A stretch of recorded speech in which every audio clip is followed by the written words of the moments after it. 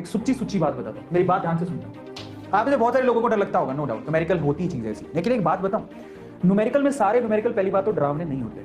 मुझसे अगर पूछोगे तो आप सोचो कि आपके न्यूमेरिकल के पोर्शंस हैं कौन से।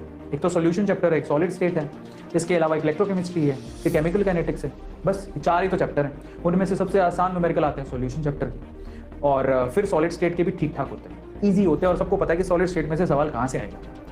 सबसे हार्ड न्यूमेरिकल थोड़े से होते हैं इलेक्ट्रोकेमिस्ट्री के और केमिकल काइनेटिक्स के, और केमिकल काइनेटिक्स में अगर आप फर्स्ट ऑर्डर निकालना सीख लेते हो तो वो भी न्यूमेरिकल आसान हो जाता है। लेकिन फिर भी मैं आपसे कहूंगा कि आप जरा सोचो कि टोटल 45 क्वेश्चन आएंगे, और उसमें से मैं आपको पहले बता चुका हूं कि ऑलमोस्ट 45 क्वेश्चन में से आपको 12 क्वेश्चन के करीब फिजिकल के मिलेंगे।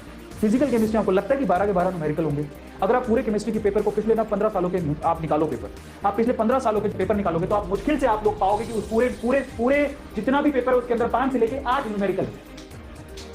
5 से लेके 8 न्यूमेरिकल, मतलब 45 क्वेश्चन में से अगर मैं 8 भी पकड़ के चल लूं तो आप खुद से सोचो कि आपके पास अभी भी 37 क्वेश्चन ऐसे हैं जहां पर जिसके अंदर न्यूमेरिकल है ही नहीं। और एक और बात, उन 8 न्यूमेरिकल में से मैं आपको गारंटी दे सकता हूं कि इस 8 न्यूमेरिकल में से 5 न्यूमेरिकल बच्चों के जैसे होते हैं, बहुत आसान, जो कि फॉर्मूला बेस्ड होते हैं। ये इतने आसान होते हैं कि कोई भी बच्चा कर लेगा, आपको इसके लिए इतने डरने की जरूरत ही नहीं है। पीछे बचे 3 क्वेश्चन, हमें क्या जाता है 3 क्वेश्चन छोड़ भी देंगे तो 45 में से अगर आप लोग 42 क्वेश्चन भी करके आगे तो आपका टारगेट पूरा हो जाएगा। इनफैक्ट आप केमिस्ट्री में 40 क्वेश्चन की टारगेट बना के चलते हो। समझ में आ गया? तो इतना डरो मत।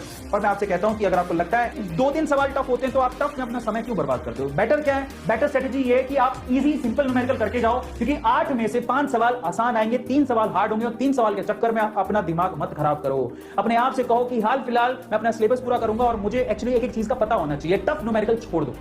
और बात बता देता हूं, ध्यान से सुनना, अगर आपको किसी क्वेश्चन में 20 सेकंड से ज्यादा लग रहा है, इसका मतलब आप उसे छोड़ सकते हैं।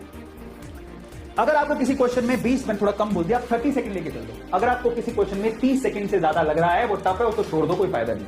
एक सिंपल मैं आपको क्राइटेरिया दे रहा हूं, आपने क्वेश्चन पढ़ा, क्वेश्चन के बाद उसके 30 सेकंड से अगर आपको ज्यादा लग रहा है उसको सोल्व करने में, तो वो न्यूमेरिकल आप छोड़ दो, बेमतलब का समय बर्बाद मत करो। क्योंकि आप खुद सोचो, नीट एग्जाम में अगर आपको पता होगा तो नीट एग्जाम में टोटल आपका 3 घंटे होते हैं, मतलब 180 मिनट होते हैं। 180 मिनट में आपको 180 क्वेश्चन ही करने होते हैं, मतलब हर एक क्वेश्चन के लिए 1 मिनट आप लोगों को दिया जाता है, और उसमें से भी आपको पता है कि 20 मिनट आपको फॉर्मेलिटीज वगैरह में जाते हैं। तो ऑन एन एवरेज अगर आप देखोगे तो आपको हर एक सवाल के लिए ऑलमोस्ट 40 सेकंड से 50 सेकंड का समय है, लेकिन उसमें भी फिजिक्स के अंदर थोड़ा समय ज्यादा देना पड़ता है। तो मैं आपसे कहूंगा कि केमिस्ट्री के अंदर आप दिमाग बना के चल लो कि मेरे को 45 क्वेश्चन एनी हाउ 45 क्वेश्चन मुझे 20 मिनट में खत्म करने हैं।